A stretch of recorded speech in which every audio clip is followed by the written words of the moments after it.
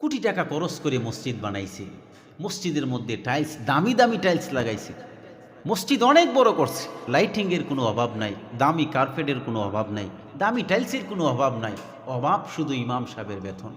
একটু খেয়াল করে দেখবেন, বড় বড় মসজিদ অনেক চাকচিক্য করে, অনেক চাকচিক্য করে মসজিদ তৈরি করছে, কিন্তু এই মসজিদের মধ্যে ইমাম সাহেবের জায়গা হয় সিঁড়ির নিচে, ইমাম সাহেবের জায়গা হয় ছাদের উপরে, ভালো কোনো জায়গা ইমাম সাহেবের হয় না।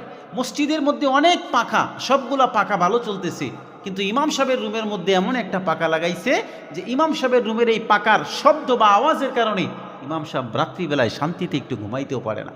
কে বলছে আপনাকে এত চাকচিক্য করে মসজিদ বানানোর জন্য? কে বলছে এত দামি টাইলস আপনার মসজিদের মধ্যে ব্যবহার করার জন্য? যেখানে মসজিদের নেতা, এলাকার নেতা, সমাজের নেতা, সকলের নামাজের দায়িত্ব নিয়ে যিনি সামনে দাঁড়ায় আল্লাহু আকবার বলে আল্লাহর দরবারে হাজিরা দেয়, তারই অশান্তির কোনো সীমা নাই। মাস শেষ হলে তার চাউলের চিন্তায় ঘুম আসে না, ডাউলের চিন্তায় ঘুম আসে না, সন্তানদেরকে কাপড় চোপড় দিবে এই টেনশনে তার ঘুম আসে না, বাড়িতে যাইতে মন চায় না। কেন আমাদের এই অবস্থা? মসজিদ চাকচিক্য করে বানানোর কথা আল্লাহ বলে নাই, ইমামের অনুসরণ করার কথা আল্লাহ বলছে, ইমামকে মানার জন্য আল্লাহ বলছে, ইমামের হেফাজত করার জন্য বলছে। ইমামের অনুসরণের মাধ্যমেই একমাত্র সম্ভব দুনিয়ার জিন্দিগিতে শান্তিতে থাকা, আখিরাতের জিন্দিগিতে শান্তিতে।